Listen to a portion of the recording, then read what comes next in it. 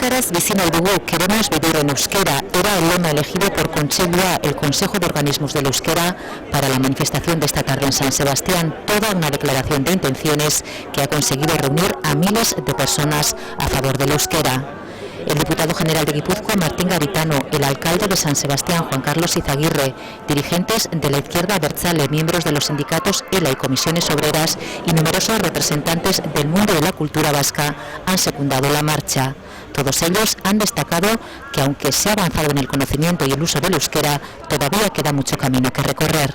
Beharrezkoa dela gizarteari gogoraraztea euskarak oraindik lan handia daukala egiteko. Euskarazko komunikabideak badugu gaine erantzukizun handi bat euskararen normalizazioari begira, eta hori kontuan hartuta gu hemen izatea ezinbestekoa da. Euskaraz bizitzeko oraindik ere beharrezkoa dira lako mobilizazioak.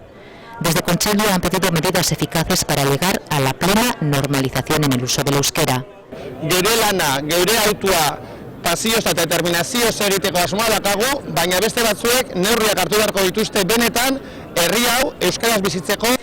La manifestación ha salido desde las proximidades del estadio de Anoeta y tras recorrer el centro de la ciudad ha terminado en el Boulevard con la lectura de un manifiesto en el que han pedido una política que garantice la universalización del euskera.